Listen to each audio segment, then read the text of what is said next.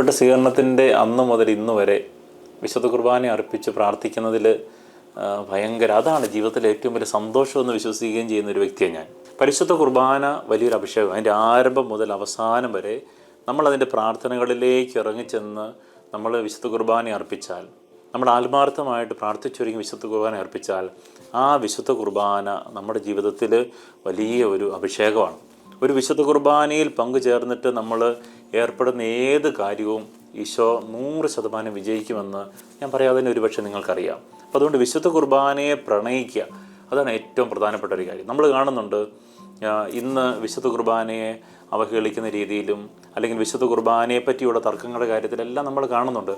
ഏറ്റവും കൂടുതൽ നമ്മളെ വേദനിപ്പിക്കേണ്ട ഒരു കാര്യവും അത് തന്നെയാണ്.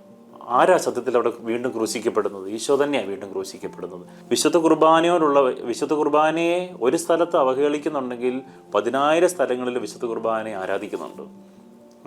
ഈശോ മഹത്വപ്പെടണം. വേറെ ഒരു വ്യക്തിയോ അല്ലെങ്കിൽ ഒരു സ്ഥാപനമോ ഒരു സ്ഥലമോ ഒന്നുമല്ല.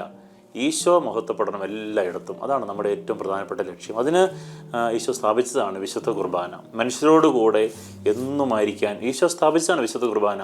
അപ്പോൾ അതാണ് ഏറ്റവും വലിയ ആരാധനയും ഏറ്റവും വലിയ പ്രാർത്ഥനയും. അതാണ് വിശുദ്ധ കുർബാനയിൽ എനിക്ക് ഏറ്റവും ഇഷ്ടമുള്ള കാര്യം എന്ന് പറയുന്നത്, വിശുദ്ധ കുർബാന ആദ്യ അവസാനം ആത്മാർത്ഥമായിട്ട്, അല്ലെങ്കിൽ അതൊരു ദൈവദൂതന്മാരുടെ സംഗീതം പോലെ തന്നെ വിശുദ്ധ കുർബാന അർപ്പിക്കുക എന്നുള്ളതാണ്. അതായത് വിശുദ്ധ കുർബാനയിൽ പങ്കുചേരുന്നവർക്ക് കുർബാന അനുഭവമാക്കി തീർക്കാവുന്ന രീതിയിൽ നമ്മൾ ഒരുങ്ങി പ്രാർത്ഥിച്ച് വിശുദ്ധ കുർബാന അർപ്പിച്ചാൽ അത് സാധ്യമാവും. ആൾക്കാർ അനേകരെ വിശുദ്ധ കുർബാനയെ സ്നേഹിക്കണം. അതായത് പള്ളി കയറി നിൽക്കാൻ പറയാതെ തന്നെ ദൈവജനം പള്ളിക്കകത്ത് കയറി നിന്ന് വിശുദ്ധ കുർബാനയിൽ സംബന്ധിക്കുന്ന ആ ഒരു അനുഭവത്തിലേക്ക് വരണം. നമുക്കറിയാം, ഇവിടെ ഇപ്പം നിങ്ങൾ കാണുന്നതാണ് ഒരു വിശുദ്ധൻ്റെ ഒരു സ്റ്റാച്ചു, വിശുദ്ധ പാതിരോപ്പിയയുടെ സ്റ്റാച്ചു ആയത്. എൻ്റെ ജീവിതത്തിൽ ഏറ്റവും കൂടുതൽ സ്വാധീനിച്ചൊരു വിശുദ്ധനാണ്. ഞാൻ സെമിനാരിൽ കയറിയപ്പോൾ അന്ന് എൻ്റെ വികാരിച്ചനായിരുന്നു തേക്കുംകാട്ടിലച്ഛൻ എനിക്ക് തന്നൊരു സമ്മാനമാണ് പാതിരോപ്പിയയുടെ ഒരു രൂപം. ഒരു സ്റ്റാച്ചു അല്ല, ഒരു പിക്ചർ.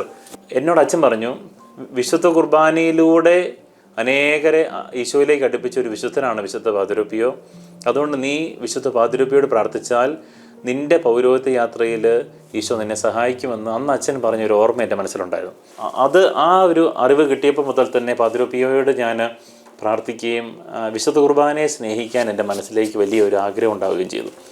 അതനുസരിച്ച് ഞാൻ കരുതുകയാണ്, ഇപ്പോഴും എൻ്റെ വിശുദ്ധ കുർബാന അർപ്പിക്കുന്ന സമയത്ത് പാതിരോപ്പിയോയുടെ വലിയ ഒരു മാധ്യസ്ഥ്യം എനിക്കുണ്ട് എന്ന് ഞാൻ കരുതുകയാണ്.